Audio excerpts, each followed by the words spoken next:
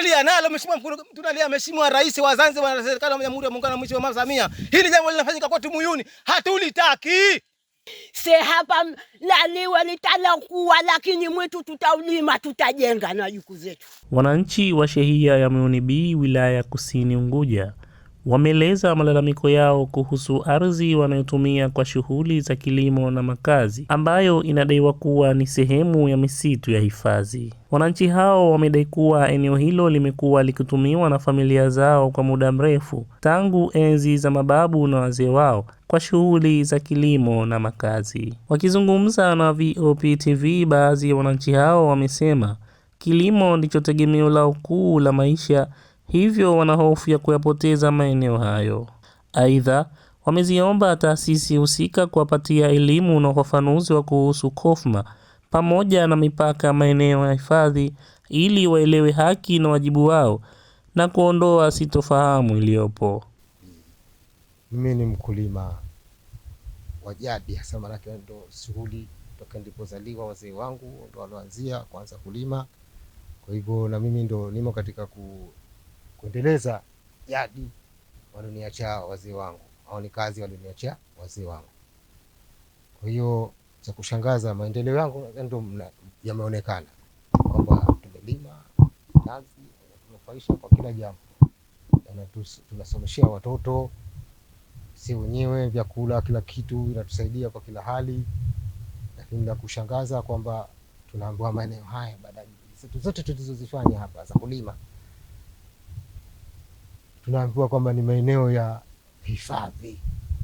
Sasa kitu hichi mimi kinashughulisha sana, kwamba maendeleo kama haya kwamba naambiwa kwamba maeneo ya hifadhi. Kwa hivyo hili swali nimelipinga, maana mimi hili toke nilipoanza shughuli hizi za kilimo katika maeneo haya toke mwaka 2000, hizi taasisi zije kutuelimisha kwamba hii KOFMA ni nini, na kilio changu zaidi kiko kwa Mheshimiwa Rais kutokana na maendeleo haya yangu niliyofanya, kwamba leo nakuja kuambiwa kwamba ni maeneo ya KOFMA. Katika hili eneo toka analifuga huyu, anataka kulifuga huyu mwenye kutaka kufuga mwitu, baba yake mzazi ili alikuwa mume wangu kishafariki, akamwambia mwanangu, usiufuge mwitu, usiufuge, pale si pahala pa kufuga mwitu, utakuja gombana na watu. Pale si pahala. Kamwambia zaidi mara ngapi, akashika mshipa huo. Mwisho akashika mshipa huo, kanamwambia mwanangu, usifuge mwitu, pale si pahala pa kufuga mwitu. Pale pahala pa kujenga, pale pahala pa kulima, usiufuge mwitu. Hakusikia, kafanya ushindani ili aje agombanishe watu. Ule si mwitu wa kufuga, ule ni mwitu wa kulima na makazi ya watoto. Hapa tushapata watoto, tushapata kujenga. Wajukuu wetu watakuja jenga wapi akafuga mwitu ule? Lakini nakwambia ni waandishi wa habari, hapa laliwe litalokuwa, lakini mwitu tutaulima, tutajenga na juku zetu. Hichi kija Kutani au hii Muyuni B ina maeneo ya kulima, ina maeneo ya makazi. Hili eneo kwa mujibu wa taratibu ni eneo letu la kulima, na ukiangalia wazi kwamba hata haya maeneo ukiangalia mna mabigili humu. Haya mabigili kwa sisi shamba tunasema mabigili haya au vivungu. Hivi vivungu ni vya kulima. Wewe ameshakupa maelekezo mkuu wa wilaya, mheshimiwa mkuu wa wilaya, nenda katika eneo la tukio, kawazungumze na wananchi, uwasikilize, uwafahamishe. Maana kanisa pale KOFMA, sisi KOFMA hatujui nini KOFMA. Hatujasikia kitu gani KOFMA. Hatuelewi kitu KOFMA, hatukielewi. Aje tuambie. Lakini hadi sasa hivi tunapigwa simu tu, mimi siji, mimi uko hicho kitu mheshimiwa hatukifahamu wala hatujaridhika mheshimiwa, hicho kitu sisi hatujaridhika nacho. Hichi mheshimiwa Rais tunalia. Kama sisi vijana, wazee wetu mwasikia hapa wanazungumza, na sisi vijana tunaumia kwa ajili ya wazee wetu na ndugu zetu na watoto wetu. Hili eneo kwa kweli si chini ya miaka toka babu zetu wa hai. Na mfano tosha kwamba babu zetu wako hai, na dalili tosha haya mabigili haya. Wazee wetu walikuwa wanajenga, wanapotuambia Babu zetu walikuwa wanajenga kwa ushirika kwa ajili ya kuzuia wanyama, nguruwe, machui zamani. Umenifahamu? Hayo huko ndio ilikuanza. Haikuanza leo wala jana hili jambo. Hatutaki bwana. Sisi hatutaki, Mheshimiwa Mkurugenzi, hatutaki. Mheshimiwa Rais, tunalia na jambo hili. Tunalia nalo Mheshimiwa Mkurugenzi, tunalia Mheshimiwa Rais wa Zanzibar na serikali ya Jamhuri ya Muungano wa Mheshimiwa Mama Samia. Hili jambo linafanyika kwa Muyuni. Hatulitaki. Tumechoka nalo. Hatulitaki. Tumechoka nalo hili jambo, sisi hatulitaki. Kulima hapa huu na miaka 22 sasa. Na ajili ya mwenyewe na watu wangu na apita njia apata riziki zao. Na kwa kweli tushaita viongozi wengi sana. Na viongozi wanapelekwa kuliko hakusika. Kwa hiyo Mheshimiwa, tunaomba tena Mheshimiwa Rais, kilio chetu ukisikilize, tena utaona, tena ufanye kazi. Nini na kufanya? Sisi tushajiri watu, tushajiri na pamoja na serikali kutushajiri. Na watu tushajiri, si ajira tuko tu. Mimi na miaka 60 sasa na 6. Kazi yangu ni hii. Sina serikali mimi. Sina serikali. Na nyumbani na tuchukuzima. Watu ndio waajiri, mimi siajiri na ajira watu kazini mwangu, kwenye mashamba yangu. Watu 7. Na mimi. Na familia zao na kila kitu. Nasomesha kila kitu. Nategemea shamba.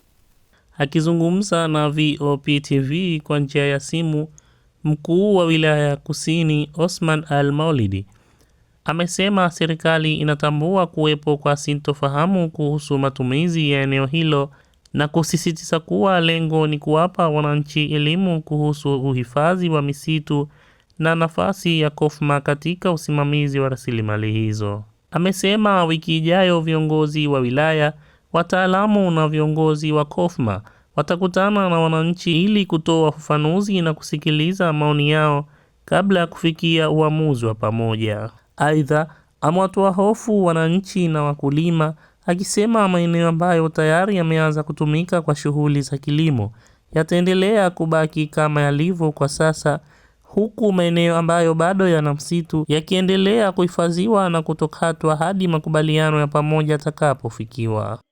Ni kweli kulikuwa na malalamiko ya wananchi wa shehia ya Muyuni B, na walikuja ofisini kwangu na tukakubaliana tuende site. Tukaenda site na kamati yangu ya usalama ya wilaya na tukazungumza na wananchi wa hapo, na hoja yao ilikuwa kwamba eneo lile kuna mtu kapewa, lakini baada ya kulifuatilia na wenzetu wa idara ya misitu tukagundua kwamba mtu aliyepewa kapewa kwa ajili ya kuweka uwekezaji wa kufuga nyuki. Lakini bado ikaonekana kuna tofauti ya eneo waliloandikiwa kwenye karatasi na eneo ambalo alipewa. Kwa mimi na kamati yangu niliamuru kwanza kusimamisha uendeshaji wote wa shughuli hizo za kufuga nyuki ili kuweza kufahamiana na wananchi. Na pia tukubaliana na wananchi hao kwamba basi wao wanahitaji kupewa eneo lao liko katika eneo la KOFMA kwa maana maeneo ya hifadhi. Sasa tukakubaliana kwamba mkurugenzi wa misitu na timu yake aje kwanza kwa walidai hiyo kwamba atakao wapewe taaluma ili wajue faida ya hiyo KOFMA. Kwa hiyo tukakubaliana kwamba mkurugenzi aende kwa ajili ya kutoa taaluma, lakini baada ya kupata taaluma hiyo na kujua wao watanufaika nini na KOFMA hiyo ili waweze kutoa maamuzi tunafanya nini katika eneo hilo. Sasa kwa bahati mkurugenzi wa misitu alifika katika eneo hilo, lakini kuna jambo kidogo alikosana kwa sababu mkurugenzi alikwenda kwa sheha na zikaitwa hizo kamati na wakatakiwa kwenye eneo lile basi watoke wakiishi wao kama 3 5 ili kwa kwenda kuzungumza, lakini wao wakasema sisi tufuate katika eneo la site kwa sababu mheshimiwa mkuu alikuja ndani ya site ya eneo la msitu.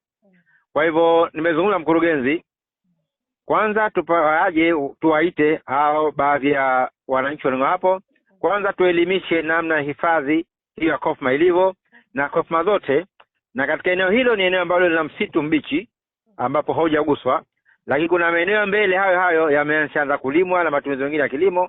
Kwa hivyo tuje tufahamishane na tuwape uelewa pamoja kwamba eneo hili limetengwa kwa ajili ya kuhifadhi msitu, faida yake iko 1 2 3, lakini maeneo haya sasa hivi kuna hifadhi nyingine ambazo unaweza kutumia hata kilimo cha kawaida, lakini mambo mengine mazingira usiharibu. Kwa sasa hivi nasema nimemsimamisha huyu ambaye alikuwa amesimama pale kwa kana mradi wake, kwa sababu jambo kidogo litaleta mgongano wa kimawazo, lakini tukiendelea kuwafahamisha na muhimu wa misitu hifadhi lakini na wao watanufaika vipi? Kwa hiyo swala nafikiri mkurugenzi tumekubaliana wiki ijayo warudi tena katika eneo hilo na kukutana na wananchi kwa ajili ya kuwapa taaluma. Nitazungumza na Mheshimiwa Sheha na viongozi wa hizo kofma ili kwa kupauelewa pamoja. Baadaye tena tutaona nini tunafanya katika eneo hilo. Eneo ambalo tumekuta tayari wameshalima, lina mazao, lina minazi, lina mihogo yao. Hili hatukuligusa kwa mjadala huu. Tunazungumzia eneo ambalo bado lina msitu ambao miaka ya nyuma huko zamani sana kwa ni watu wanalima, lakini hayo yameshapangwa kwa ni maeneo ya hifadhi. Kwa hiyo haya tuendelee kwa hifadhi mpaka tumalize hizi taaluma zetu, tumalize namna gani tumekubaliana katika eneo hili. Lakini maeneo ambayo wanalima awali, kwa maana wanalima mazao yao sasa hivi, kama ukiangalia ndugu mtangazaji, ile eneo ambalo umelikagua, eneo moja lina msitu mkubwa, hili tumelizuia kwanza. Ile eneo ambalo tayari maeneo ya mbele karibu na bahari ambao wanalima basi tutakuwa na utaratibu mwingine. Kwa hiyo kuna utaratibu maeneo mawili. Eneo ambalo lina msitu ambao haujakatwa, ili lisiendelee kukatwa msitu mpaka hapo tukishaelewana vya kutosha. Nikiripoti mimi ni Musa Ahmad wa VOP TV. Tembelea YouTube channel yetu VOP Online TV kwa habari moto moto. Subscribe kisha bonyeza alama ya kengele ili kuwa wa kwanza kupata taarifa zetu. Usisahau kulike, kucomment na kushare. VOP Online TV. VOP Online TV.